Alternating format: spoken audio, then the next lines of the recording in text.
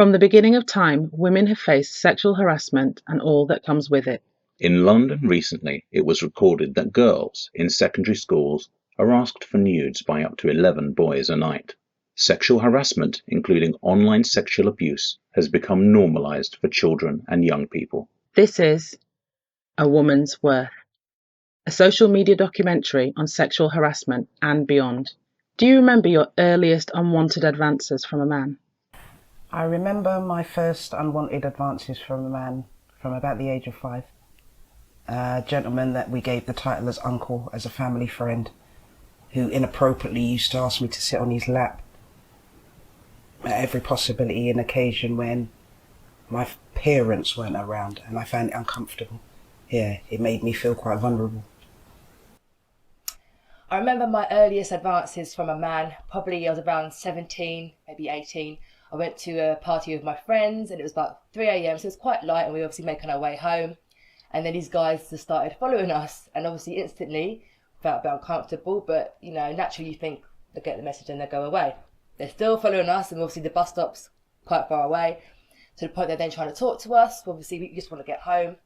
And then they literally started hitting us on the bum. And at that point I felt a little bit scared because I didn't really know what would happen next. I didn't know how I should react, their personality. Are they nice people, or if you say something wrong they're going to then hurt you? So I remember starting to run at that point. I don't know if they did it to my friend because I was so focused on myself trying to run.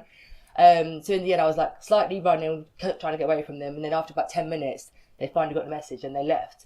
But to have that feeling of just going out with my friends to a nice rave and then to then be like actually touched without any sort of permission or even any sort of engagement to them that were even interested, I just felt very kind of disgusted, and it kind of put me off going out for a little bit, or because I didn't always have money to get a taxi afterwards, it made me a bit fearful. So yeah.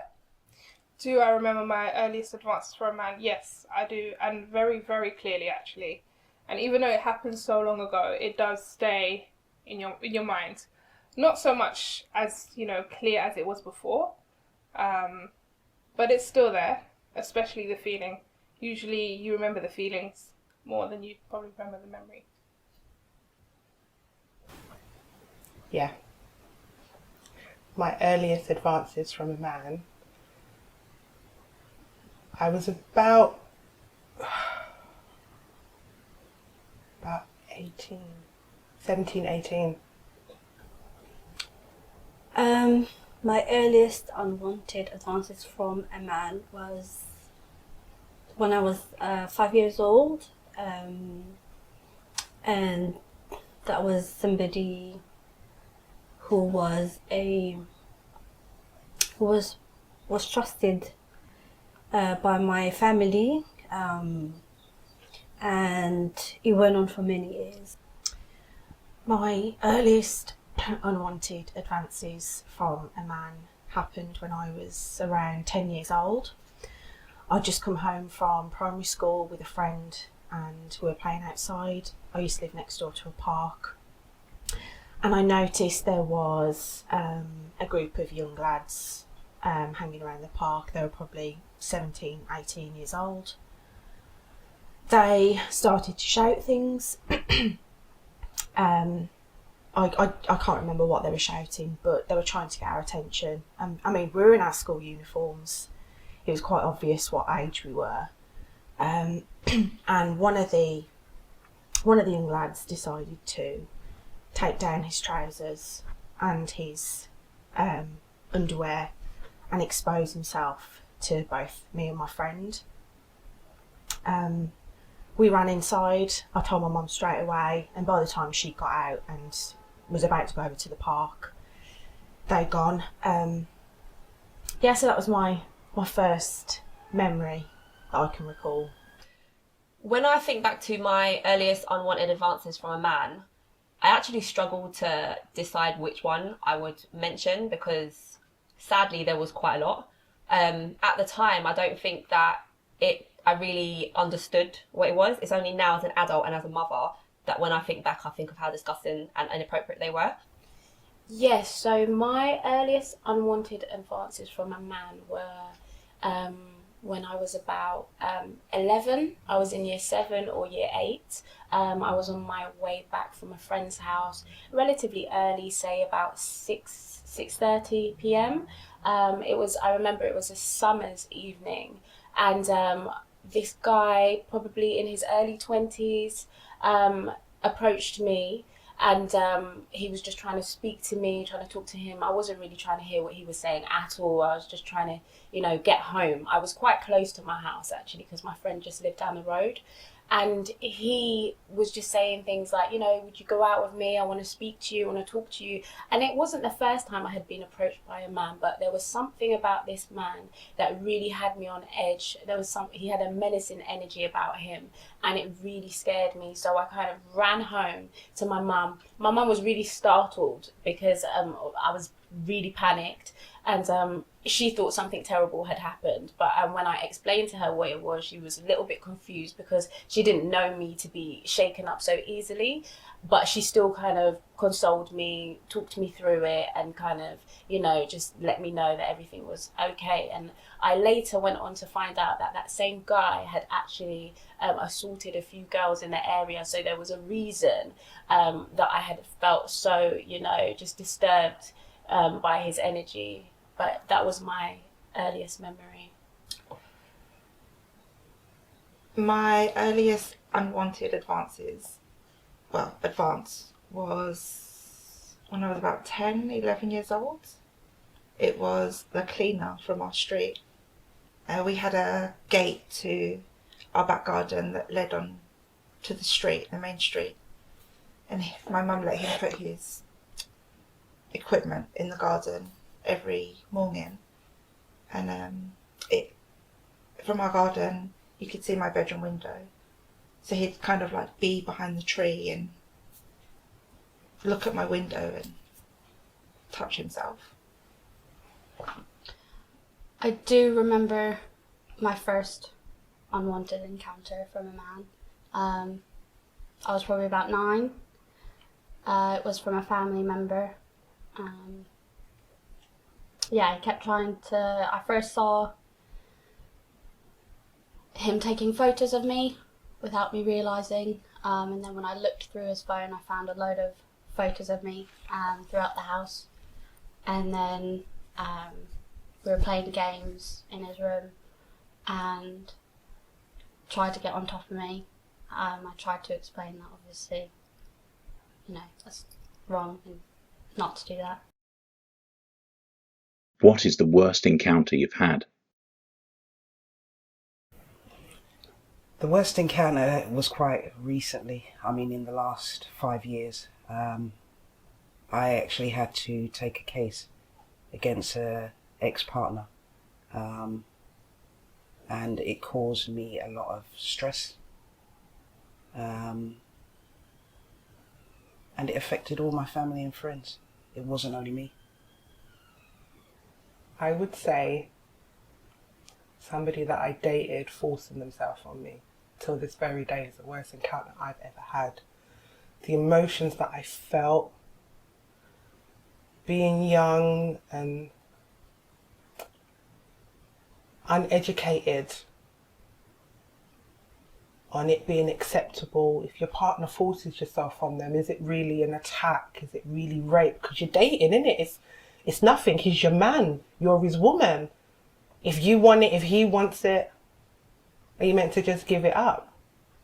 And at that point, I didn't know, but I knew that I didn't want it. In that time, while I was throwing up, he got on top of my friend when she was completely passed out. And I didn't know this at the time. And then I went back upstairs, fell asleep, pretty much passed out after throwing up. And then I woke up with him, trying in me. Anyway, it went to court. There was CCTV evidence of not what happened to me, but what happened to my friend. It went to court probably 2 years later. and he got away with everything because they played it off that me and my friend were trying to fight for his attention. Yeah, got away with everything. The worst encounter I've had would be on a train, actually. It was the most terrifying. So 7 o'clock in the morning, Central Line's just completely jam-packed, and people have got bags and coats, and you just squash into each other. But there was one moment I felt a guy's hand rubbing my thigh, and that kind of continued over the weeks until I realised what was happening, and then started making ways to not see him. The worst encounter I've had was probably a photo shoot years ago. I was quite young, and it was a dress photo shoot, so I bought a lovely red dress, and I just thought, oh, amazing, my first kind of big shoot. And the guy said, oh, you know what would look really good? Topless silhouette. And since I heard topless, I was already like, no, this is not my thing. And he just kept going on and on and on about how the silhouette editorial look was so good, I could cover my breast. And I still was very, very uncomfortable, but because he just kept going on, I felt some sort of pressure then. And I said, oh, maybe that shoot would actually advance my career, maybe if I did that. And actually, after a lot of pressure of him going on about this silhouette look, I actually did it. And after I just felt like I really didn't want to do that. That peer pressure to do that was just so out of my comfort zone. And even though my breast was covered, even to this day, I'm thinking like, oh, why did I do that? I should have stuck to my guns. But when you're naive and you're just learning these things, you don't think to question anything like that. The worst encounter I have had was when I was about 18 years old. I was Christmas shopping in Birmingham with two friends. A guy approached me and was trying to make conversation. I just wasn't interested. He was asking for my number, what my name was, what I did for a living, things like that, just trying to get to know me. When he asked for my number, I said, oh, I'm really sorry, I'm not interested. Quite politely with a smile on my face, because I'd learned by that age that the more polite I am, the less their feelings get hurt. He grabbed me by my neck and pushed me up against the wall. This is in a bustling shopping centre. My friends hadn't noticed that this had happened. They carried on walking forwards. No one helped me. He was saying things to me, but I was in such a state of shock that I can't remember what he was saying. But my immediate thought was, I'm going to be stabbed. I'm going to be... I'm going to be hurt. I don't know what happened then because he ran off. I don't know what his intentions were. My friends had noticed by this point and they came rushing over, asking if I was okay. And I said, I just want to speak to the police. So I went and found the police and they weren't interested. They said, can you remember what he looks like? I said, no. They said, well, there's nothing we can do and it's probably best if you just get the bus home. When I was about 10, 11, and I was being looked after by somebody extremely close. Had no idea what was going on, no idea. Come from a family where that conversation at a younger age was absolutely not to be had. So, very young. Okay, so my worst encounter to date that I've had with a man, I think, was when I was approximately 15 years old. I think I was 15 or just turned 16. I know that I was about this age because I know that I wasn't sexually active at this time. And I was actually at my sister's house. I have an older sister, so I was at my older sister's house. And I had fallen asleep in her bed, and with her we were watching a film, etc., etc. And her partner at the time was, I don't know how he got in the bed with me, but I woke up to my sister not being in the bed, and he was touching me inappropriately. Now, I kind of jumped up and was just like, oh my gosh, like what's going on? At first I was a bit confused. I'd just woken up and I was thinking, oh, maybe, we were all in the bed and, we just got a little bit close and let me move away. But I realised it definitely wasn't that. So I kind of jumped up, went to find my sister. I was baffled as to why she wasn't in the room in the first place, went to find her. And I couldn't find her. And when I did find her, she was in the room with him. So it kind of made it difficult for me to kind of disclose to her, but I did kind of make it very clear, look, I need to speak to you. And I did speak to her. And I felt as though, what the ironic thing is, it wasn't the thing that had happened to me. It wasn't the fact that this man had tried to violate me as a child.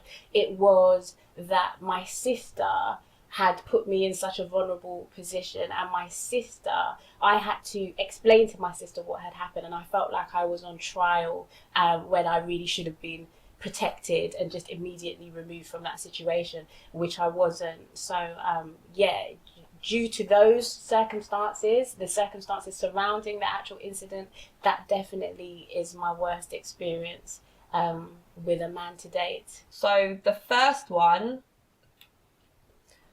would have been obviously being approached at the age of 12 and being so stunned by it that I've shown the guy my child bus pass that we used to have back then to be like, I'm a child, what are you doing? And them kind of laughing off and not caring. Like, oh, but you look good though. That's their response. It's disgusting. Like, basically you're a paedophile, innit?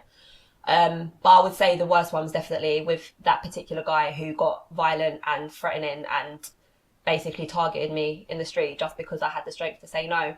Because I know a lot of girls locally who went to my school who actually gave in to these guys and did, basically it's rape.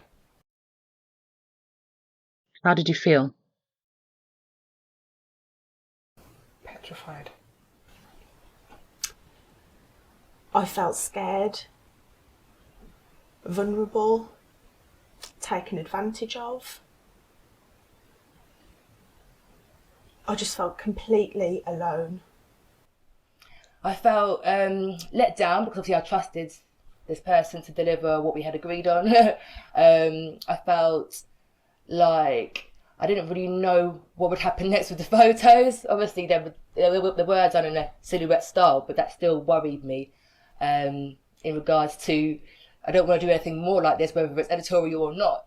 And that obviously put me off doing certain shoots indoors. I wanted to do more outside, in the public. So as a long-term effect, it does make you question your trust in people as well, and especially men. I felt confused, bewildered, unsafe, unprotected, just let down. Just really let down, particularly just by my sister. Like I said, the act itself, of course, is unacceptable and a violation. However, I felt like I dealt with it accordingly. I kind of caught it in time, but it was the whole just not being protected immediately, not being believed immediately, kind of having to prove what had happened. It was kind of soul destroying from somebody who was supposed to be my protector, my older sister. So yeah, betrayed and confused. Feelings. I felt scared. I felt I had no control. I felt unheard. I felt tired, and I felt it was unwarranted. I think a lot of people don't know or they don't understand the impact child sexual abuse or any other violence violation has on victims. It's something that you live with all your life, and it takes all your life to heal from it and to recover. It impacts your relationships that you have with people, especially with the opposite sex. It impacts how you feel about yourself. You constantly question your self-worth. It impacts your self-esteem, and I think for me, the actual violation, the silencing is much more, if that makes sense, because when everything's taken away from you, all you have is your truth. Do you feel all men have an evil streak? No, I don't actually, because I've actually been harassed by both male and females. So for me, I think it's a behavioural thing. It's a trait that people have, and if they're allowed to get away with it, they can excel. No, I don't. I think evil is a really strong word. I definitely don't think that all. I mean, I have so many amazing men in my life. I think there is like an instinct need that I feel they do all have. There's a want, but I don't. Yeah, I think not all, but they most probably know how to handle it better. I'd say. Do I feel if all men have an evil streak? I'd say it's in them. I think all men do, I'll be honest. But I think it can be suppressed. It might take a particular person, a particular scenario, or a feeling that can bring it out in them. But yeah, I do think men have an evil streak. I feel all men do not have an evil streak. I think it's just because they need to educate themselves or want to be educated. You know, they had a sister who was approached in a wrong way or any type of way. I'm sure they would want that man to be educated into what was right and what was, of true. So I think it's all about what, as a man, they teach themselves, or what they just will keep going on for generations and generations and not learn anything. No, and that would be unfair to say so. But what I found difficult to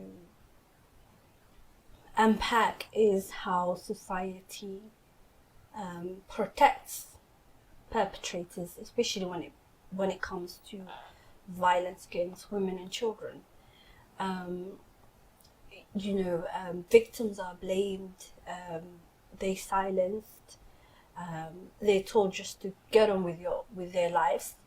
Whereas, let's say if somebody did a hit and run, that person will be held accountable. I've had good experiences with some men, and I've had some extremely bad experiences with other men. So I don't think everybody's the same. I don't feel that all men have an evil streak. I have plenty of examples in my life of men that have been respectful towards me, whether they are friends, family members, previous partners. My current partner, my boyfriend, is just a complete angel and completely respectful in every single moment that we spend together, and he has restored my faith in men again. No, not at all. I think that there's good and bad people, male, female, whoever. I don't think it comes down to men, and I also don't like this negativity that men have been getting. I think it's very unfair. There are some amazing men out there. I know plenty of them. I'm lucky to have some real good male role models around me and around my children. So I don't like to tarnish everybody with the same brush. There are just really bad people out there, and I think it's about each individual to just basically try to have their wits about them if they can. Obviously, I know there will be victims out there who can't protect themselves, but just try to make sensible decisions when you can, and just, I don't know, just hope that you don't come across some of them evil people, because even when you are sensible, you can still be a victim. No, all men definitely do not have an evil streak. Some do, for sure. I'm not naive to that fact, but we have many beautiful black kings in our community. We've got lots of men that kind of stand up for us and support us, protect us, provide for us. I know them, I love them. You know, I've got a wonderful brother, I've got a wonderful dad, I've got beautiful friends, I've got amazing men around me. And just because there are some men out there who are evil and do horrible things, I definitely don't paint all men with the same brush. I don't think all men have an evil streak.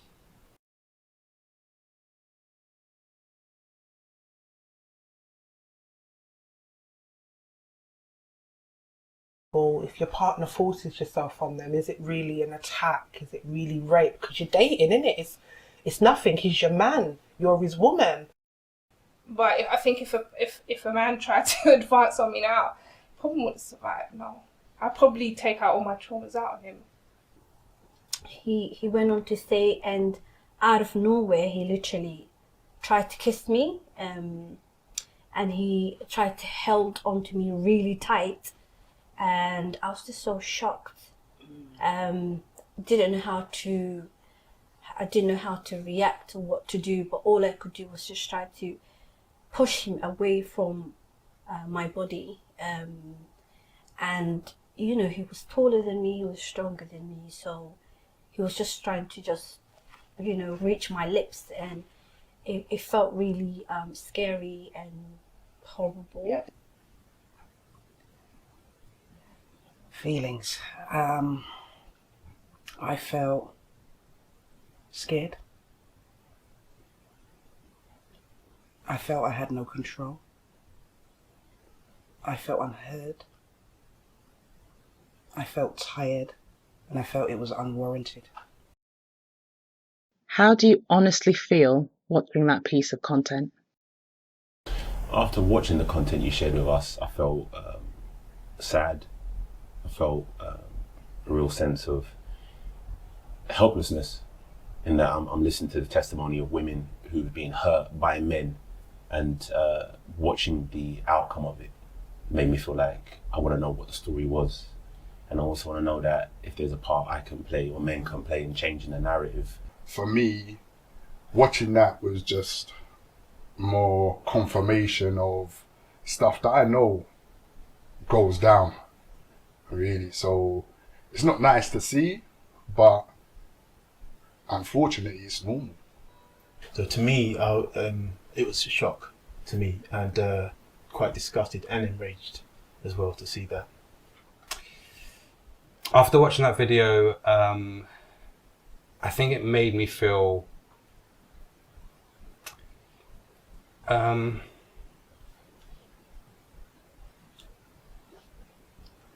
think angry and upset. I think as much as we feel that we understand women, we don't. And I think sometimes just to sit there and listen and hear a woman speak vulnerable and speak from the heart is so important, and we have to listen to that. And even then, we still don't understand what women go through. So for me, I was trying to listen to it in a way to kind of really understand on a human level. But it was a shock. It was a shock in a way, especially when she was saying about the man on the bus or on the train touch. That shocked me. I was like, rah. Like I've heard so many stories, and I've got sisters, like loads of my cousins are female, and I've heard so many stories, and a lot of my friends are female, and I've heard loads of stories, but that gave me a shock. Yeah.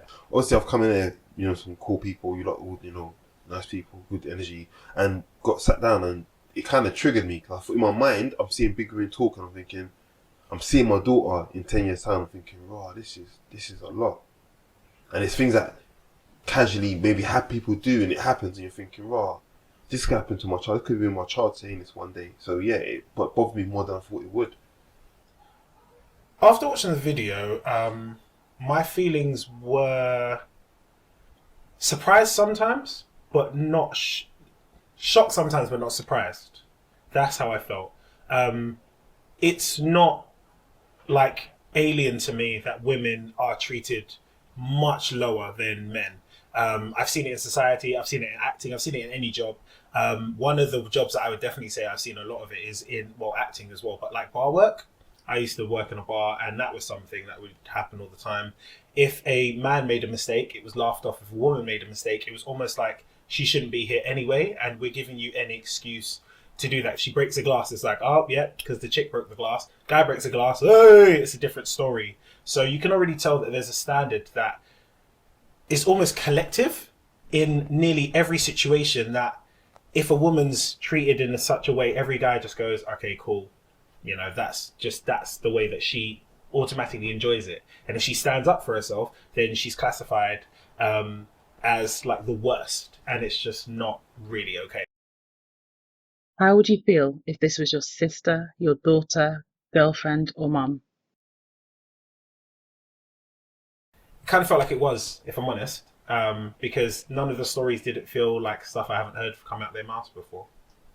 First off, I would be, again, completely angered by it. It's the type of thing that happens where you would go out and do something about it. As a man, happening to a member of your own family, you would literally want to, gather a whole bunch of people and go out and, do something, because it's like the guys who do this sort of thing, they may have sisters, and, daughters, and they don't think of it like, if they're going to do something like that to a woman, they're not thinking in terms of, wait, what if a guy did that to my daughter or to my sister? How would I feel? But I'm not even thinking about it when I do it to another woman. So he's not applying it to his own situation. So as far as I'm concerned, they really need to take on board an all-round view of why they do these things, and how it has a knock-on effect on that person, as well as if it was in their own family. The same thing, man. It's not acceptable. It's not acceptable. I already know how I feel because they've been through it. Some of those are triggering experiences. I was talking to the other brothers, but watching that content, we live in a world of checks and balances. There's bad, there's good, and we experience all of that. And in my lifetime, I know my mum has experienced some of the things that I saw in the video. I know my sister has. I know I've been called upon as a man to check those situations, to be vigilant, to make sure that we learn from those situations, and also just to hold men to account as well. So, one of the most important things for me is just making it relatable. Even if you haven't experienced that in your life, you know that 6 degrees of separation, there is a sister in your circle who's suffering, who hasn't spoken out. And this video is a catalyst so that we can actually be addressing some of the issues that are prevalent in society. Why does this happen? And can you admit that you may have made women feel unsafe in your lifetime? One of the reasons I think it happens could be due to the way the social construct is. With the whole social media, movies, TV, sometimes there's a portrayal of how they portray women in certain roles or in certain ways. Like the earliest a man gets to know about things like sex and women, unfortunately, is through things like pornography or X-rated movies. From the very early days, the sex education in school doesn't teach them properly about, the kind of respect you should have when you're becoming sexually active. The hormones are raging all over the place. They want to know these things, but maybe the education system isn't providing it to the level they need. So the next level the next thing they go for is probably pornography or X-rated this and that. And now that has found its way into things like music industry, you know, with the music videos and stuff, that they think this is the norm. This is how we should treat women. This is how women should dress. So it's okay for me to treat women in this way because that is the portrayal, that's the narrative. And I think that's where a lot of the problems stem from. It is. It is. Like, women are getting felt up all the time, being violated all the time. All the time. All the time. It's mad.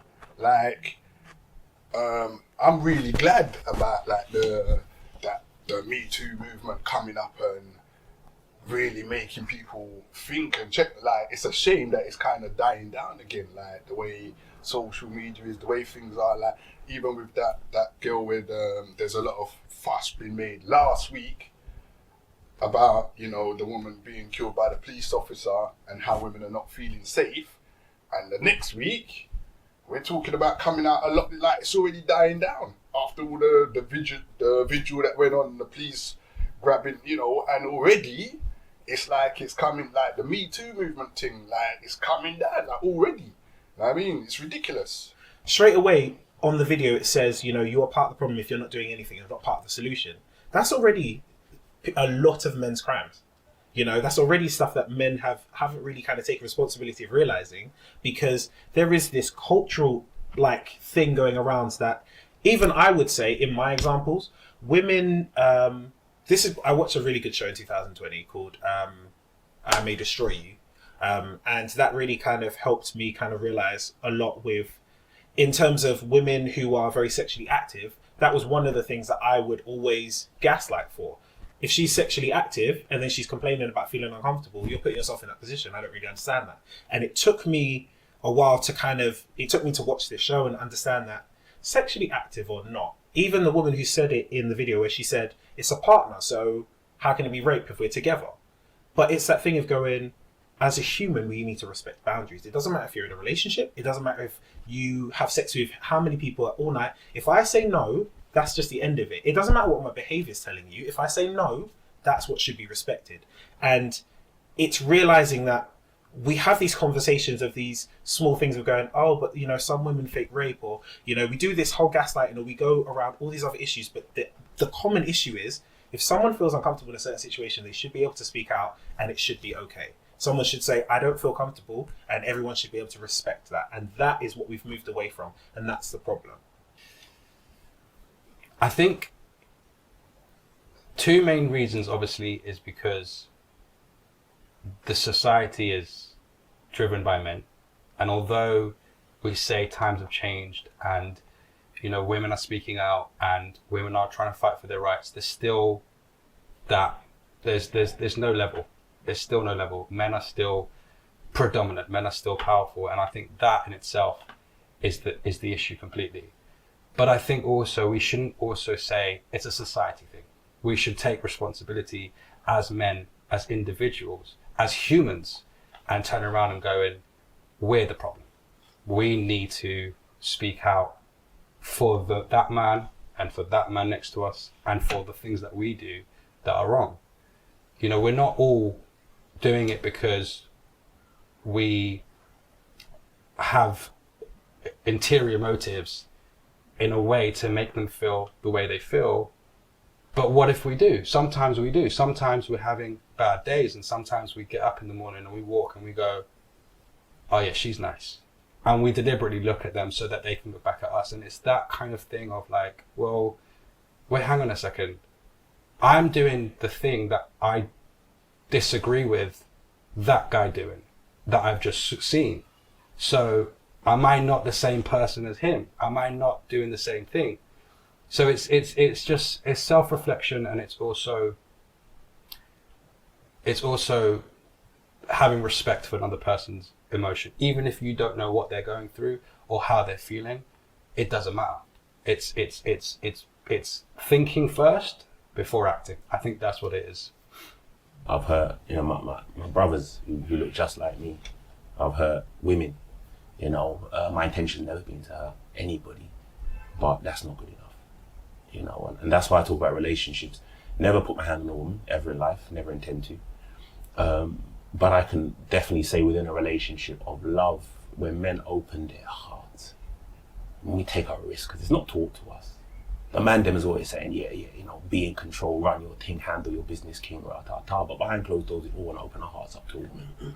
And when we do, and sometimes the things you share, the hurts, the things that represent you, the things that make you the man you are, get served back to you with a sharp edge. You know, it's a trigger. And we know that with the man them, there's checks and balances. You know, if you want to go and move to a guy like that, it's a throwdown, it's a brawling thing. We almost expect that those checks and balances are there. But what do you teach men when a woman does take your truth, your hurt, your trauma, your pain, and serve it back to you with a sharp edge? You know, and part of that is the risk you took. So you don't have to suck that up, bro. And come out of that situation with your hurt, but not hurting somebody else. And that takes self-mastery. And that doesn't come at an early age. You know, when you're going through your teens, the hormones is crazy. There's nothing in TV, nothing in mainstream culture teaching you about how to have self-mastery. If you've got faith, or you've got mentors or guidance, you can grapple with that. But I think it comes to me in the later years after a lot of regret. I can just say I have shouted, you know what I mean, and the veins all pulsing in my neck and just feeling like I want to roar like a lion. But being hurt is not an excuse to do that. So I don't roar, you know, but I hurt inside. And it's good to have bros around me that I can say, listen, man, that hurt. And quite often they'll manage to shed a tear, you know. Like they will come and tell you because you told them that you sucked it up and you were hurt. They will share their story, and there's healing for us as men to be able to encounter situations where we're with women who perhaps don't love us in a way that works. Naturally, we are designed to go and hunt and reproduce, yeah? And how that manifests, right, is the same way that you throw a ball in front of a cat, no matter what it's doing, it's got its attention, and then it goes into its position to prowl, hunt down the thing, yeah? And that is kind of what primordially, whatever the word is, happens to us men. I think that from young, I was raised by a woman, isn't it? And I was taught, and I've got cousins at my age, and I was aware of certain things that happen. And I was taught and shown that that's not how you move. You don't do things a certain way. So I think I was very conscious of the power that I had as a man and how she might feel with my actions. So I personally really hope I have never, but then understanding what goes on and understanding that I'm not always going to know how she might have felt, and knowing in my life growing up, women had to get annoyed at me, maybe how I handled in a relationship, or even if it's just leaving or not being there. I probably have hurt, of course. I've hurt people, and I'm sorry for that.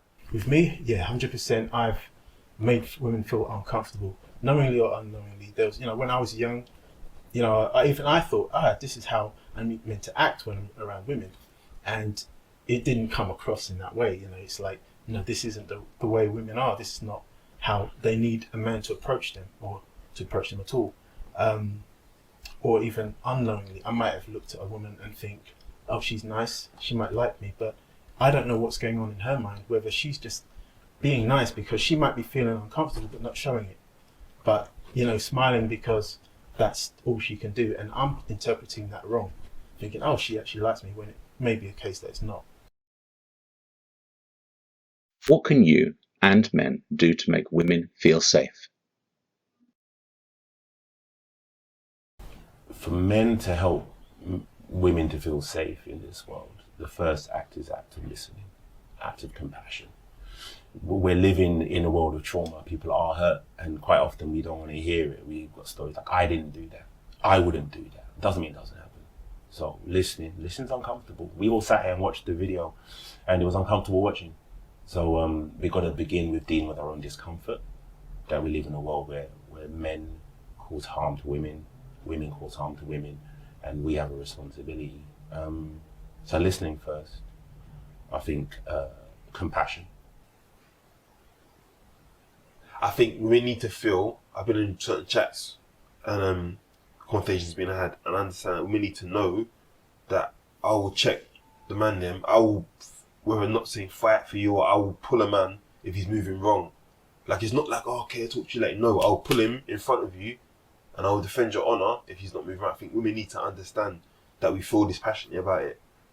I think that's, you know, what we could do. We can make it a known thing. I will check you on it. It's not okay. So it's about teaching men, not just men discussing with women. We need to lay down that foundation and saying, look, this is how it should be. You know, none of this ideas that you think that women are these sex objects. You need to respect them from the get-go, from as young age as possible. First thing would be definitely recognizing privilege. Number 2, calling it out when you see it. And number 3, what does need to change is there needs to be way more diversity at the top. Because of situations like this, you do need more HR females. You do need more HR. You need more managers that are females. You need more people that are in there so that other females can feel comfortable going to these people that are above them and saying, I don't know how to completely explain it, but I feel uncomfortable. And them going, I get it. Instead of it being kind of a thing of, I'm stuck for words. I don't know how to choose my words because I have to explain it to you in a certain way. And the guy's just like, cool, is there any way I can get you out of this office where you're smiling and I'm smiling and it's okay? Because that's the attitude that I feel a lot of women have to face at workplaces, which is quite sad. So I think those are 3 key things that need to change. Recognizing privilege, calling it out, and diversity at the top. I think what I said before, I think workshopping. I think doing workshops is key. I mean, obviously I come from an acting background and I've done loads of workshops and also I've worked with, kids with disabilities, and I've done workshops within that kind of environment, and it's really helped them to grow and become confident. And I feel setting workshops like that for women, I think is so important. And just for women to also know that there are men that speak out and there are men that are there for them, you know, because that alone is I guess it makes it's trust, you know, it's trusting and believing in your heart that there are people out there that is the other sex that make you feel like they're rooting for you, and that, you know, so that I think is what the key is. Personally, I think I could check the man them. What can you and men do to make women feel safe? I've always looked at harassment as behavioural. If you accept inappropriate behaviour, if you allow things that you're uncomfortable with, if you endure things that are unwarranted and unjust and you don't actually believe that you should be receiving them, kind of gives them the coping mechanisms to continue. It's kind of having the knowledge to not deal with behaviours that you don't actually think are acceptable.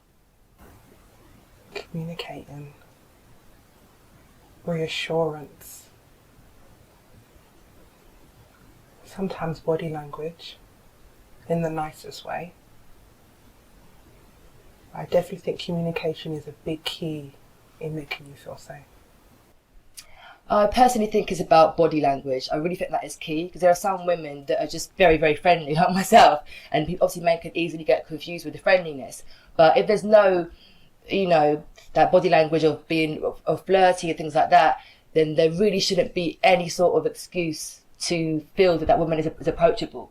If there has been smiling and flirty and deep eye contacts, then the man can ask, "Are you single?" And then from there you take it from there. But without those signs of body language, there should never be any sort of approach, because the woman hasn't chosen to connect with you in that way. You just stop. Just take the no. Just control yourself. Hold your dignity. And, do men a favour. Stop feeding into the stereotypes that are out there, for good men. Recognize it if you have a problem. If you start with the acceptance of a problem, that's the first step. Go get help. There's nothing wrong with therapy. I've had it loads of times. Working through your problems and your mental health is the best way to become a better person, and for the people around you, because you develop certain habits when you don't address your issues. So I also think that men should hold space for women, learn how to empathise with women, learn how to listen to understand, not to defend. And I say this because a lot of men, when you bring your discomfort about other men and the things that they have done, they go into defensive mode as though you're speaking about them. And they need to understand, in doing that, you dismiss that woman's feelings, you dismiss that woman's experiences, which is a very dangerous practice. And I feel that this has been happening for generations, because, and this is what enables predators in our communities and in our households. And I think it's really important to hold each other account. I think men have more power than they think. Although they are not perpetrators, they can hold their friends accountable to undesirable and predatory behavior. They can say, you know what, I don't think you should deal with her like that, you know, bro, or that's not right. Or if you know of, or you've heard of an assault, if you've heard of something that is a violation to a woman, you need to go and report that. As a man, you need to take that upon yourself to report that. It's not good enough to just distance yourself because you don't want to be affiliated or associated. You need to report it and make a stance and be your sister's protector. That's what you need to be. Actively hold space. Listen to when a woman is saying, I don't feel safe. Ask her why. Ask her what would make her feel safe. Make it your business. You know, make her uncomfortability, make her issues your issues. That's the only way we're going to move forward. That's the only way women are going to begin to feel safe, because it's unacceptable for so many women to feel unsafe around men. It's unacceptable that things like curfews, 6 p.m. curfews, you know, are being proposed to make women feel safe. That's absurd. Methods men could use to make women feel safe are simple things like crossing the road late at night, to being on the opposite side, just making yourself more aware, like making the person that you're near more aware, not looking at our bodies, just looking into our eyes, having more conversation about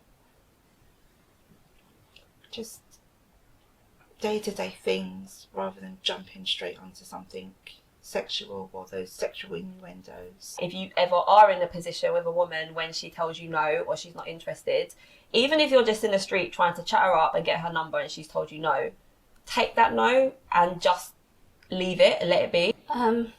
Methods that they should use to make women feel safe, I feel they just need to open their eyes and realise that this is going on a lot more than what they actually think. Even just, you know, little things like shouting at a girl on the street or grabbing them in a nightclub without even asking if they want to dance or anything like that. I feel that they don't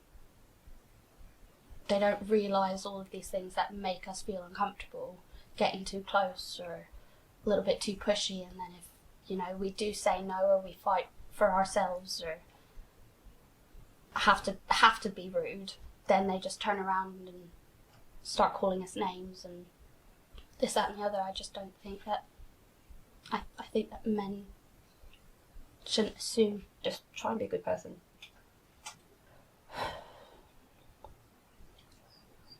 Listen to me. Create safe space. Don't minimize my experience. Don't dismiss me. Don't protect the perpetrator just because he happens to be the same gender as you. Stand with justice. Use your male privilege, because all men have that. Speak up. Because when it comes to, you know, Black Lives Matter movements, women do speak up.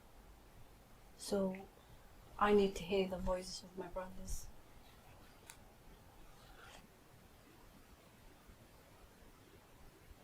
If they see something happening, step in, say something, because it doesn't matter how much women scream. Sometimes we're just not heard, and I think it takes peers and friends and family members and colleagues to say, do you know what, you shouldn't speak to her like that. You shouldn't treat her like that. So although not all men are perpetrators and predators or bad, I think it's high time they start to understand that women are feeling threatened, women are feeling unsafe, and women do go through these experiences whether they see it or not. And it's time to start acknowledging, making space, and being an active protector and an active component in change.